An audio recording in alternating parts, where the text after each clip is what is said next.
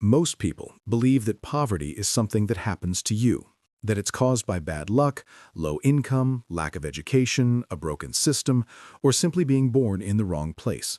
And yes, all of those things exist. The world is not fair. Opportunities are not equally distributed. Some people start 10 steps ahead, while others start already exhausted. But here's the uncomfortable truth no one likes to talk about.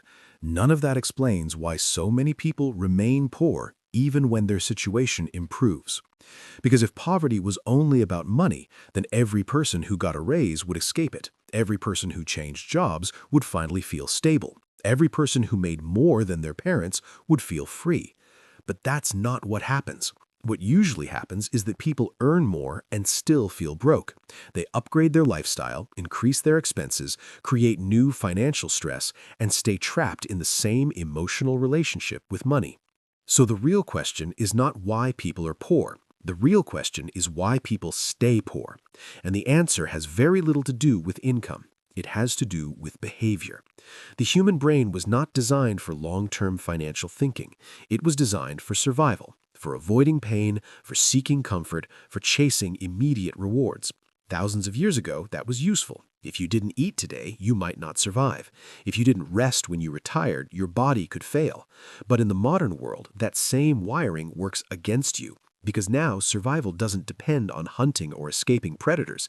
It depends on planning, delaying pleasure, and making boring decisions consistently.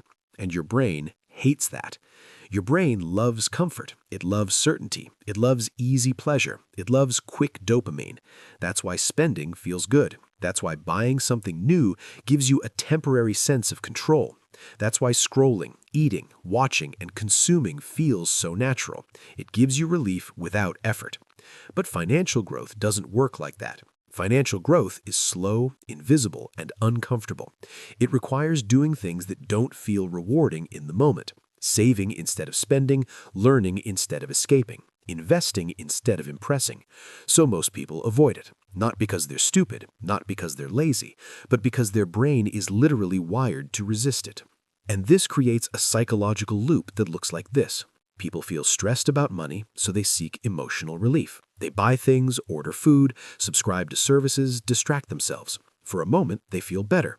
Then the guilt comes. Then the anxiety returns. Then the stress increases.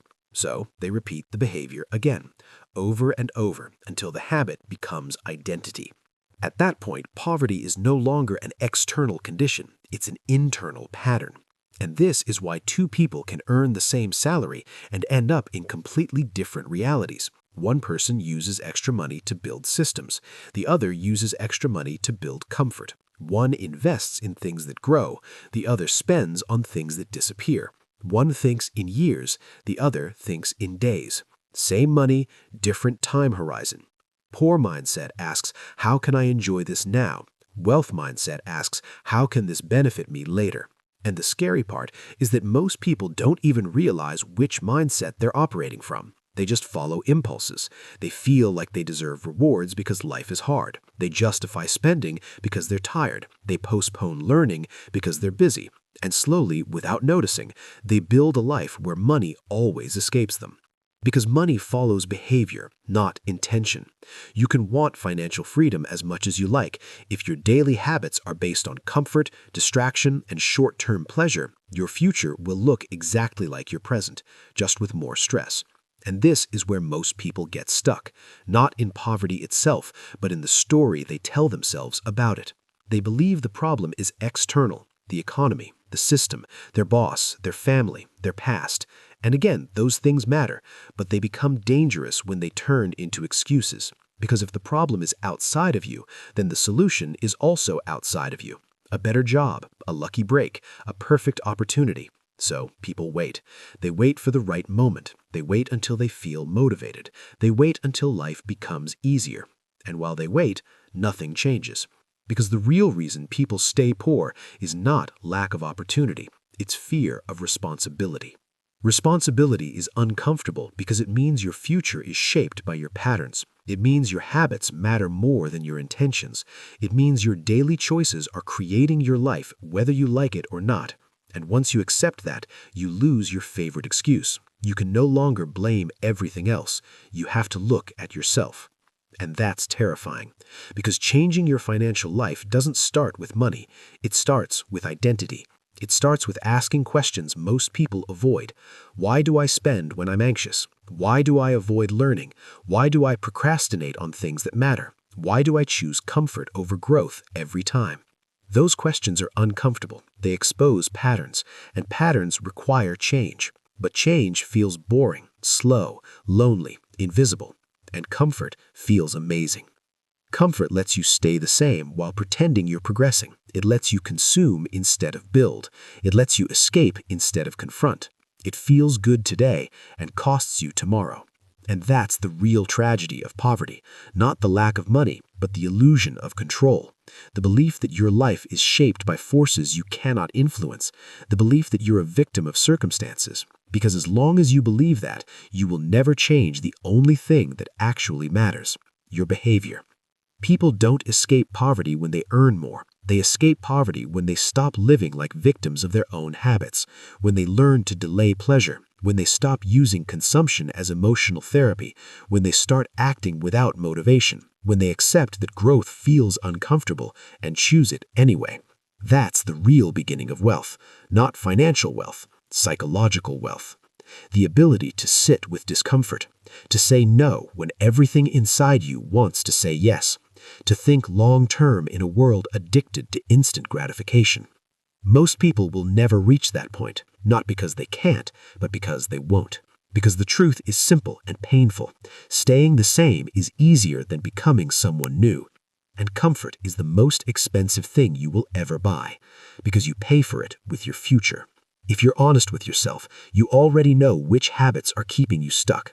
The spending you justify, the learning you postpone, the responsibility you avoid, the distractions you hide behind, the patterns you repeat every day while hoping for a different result. And the moment you stop lying to yourself about them, something changes. Not in your bank account, not in your income, but in your awareness. And awareness is where every real transformation begins. Because once you see the trap, you can't unsee it. And once you understand that your financial life is shaped by your behavior, not your luck, you gain the only thing that actually matters: control. And there is another force that quietly keeps people poor. And it's not lack of money, it's comparison. We live in the most connected generation in history, but also the most psychologically manipulated. Every time you open your phone, you are exposed to carefully curated versions of other people's lives. Travel, cars, bodies, apartments, businesses, routines, success stories. And your brain interprets that as reality. Not inspiration, reality. So without noticing, you start competing in a game you never agreed to play. You feel behind, you feel late, you feel like everyone is winning except you. And that creates a constant sense of urgency mixed with frustration. You want results fast. You want proof that you're not failing. You want external validation. So what do people do? They spend. They buy things to look successful instead of building things to become successful. They finance lifestyles instead of investing in skills. They rent status instead of creating value. And the worst part is that it works socially. People get compliments, likes, attention, approval, but financially it's a disaster. Because now you're not just poor, you're poor and pretending you're not. And pretending is expensive. The more you care about appearance, the more you sacrifice your future. Because every dollar used to impress is a dollar not used to grow. And the brain loves this trade because it gets immediate social reward. You feel respected, you feel seen, you feel worthy. But none of that pays your freedom. It only feeds your ego. And ego is one of the strongest enemies of wealth. Another invisible trap is the idea of safety. Most people are taught that the ultimate goal is stability, a secure job, a predictable salary, a routine, something that feels safe. And again, there's nothing wrong with wanting stability. The problem is when stability becomes an excuse to avoid growth. Because what people call safety is often just familiar discomfort. They stay in jobs they hate because at least they know what to expect. They avoid learning new skills because they might fail. They avoid trying anything uncertain because it feels risky. So they choose the risk they already know, being underpaid, stressed, and dependent, and they call that security. But real security is not a salary, it's adaptability. It's knowing you can create value anywhere. It's having skills that generate income regardless of environment. Most people don't build that. They build dependency. They depend on companies, systems, bosses, and structures they don't control. And when those structures change, they feel powerless because they never built internal leverage. This is exactly what books like Rich Dad, Poor Dad try to explain in simple terms. Poor people seek comfort and certainty.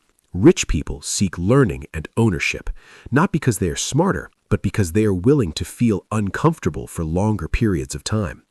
The poor mindset asks, how can I protect what I have? The wealth mindset asks, how can I grow what I am? One avoids risk, the other manages it, and there's a huge difference. Most people are not poor because they take too many risks. They are poor because they take almost none. They live in the same routines for decades and expect different outcomes. They repeat the same habits, the same expenses, the same distractions, and then blame the system when nothing changes. But systems don't trap people. Patterns do. And the system knows this. Modern society is designed to reward consumption, not creation. You are constantly encouraged to buy, subscribe, upgrade, replace, and spend. Very few people are encouraged to build, invest, own, or wait, because a patient person is dangerous to an economy based on impulse. A person who can delay gratification is hard to control. A person who thinks long-term is hard to manipulate. A person who is emotionally stable doesn't need to consume to feel better. So the world constantly pushes you toward emotional instability. Stress, fear, comparison, urgency, trends, and artificial needs, all of that keeps you in a reactive state. And reactive people don't plan. They respond, they survive, they cope. They don't build. And this is why most people are exhausted but not progressing, busy but not growing, informed but not disciplined. They watch motivational videos while lying on the couch. They feel productive without producing. Because information feels like progress, but only action creates results. And action requires something most people avoid at all costs: boredom. Real financial growth is boring. It's repetitive. It's slow. It's saying no 100 times before you can say yes once. It's tracking, learning, saving, building, failing, adjusting, and repeating. There are no fireworks, no applause, no external validation, just quiet discipline. And that's why so few people do it. Because the brain wants stimulation, not progress. It wants novelty, not mastery. It wants emotion, not structure. And as long as you let your emotions control your decisions, your financial life will always feel chaotic.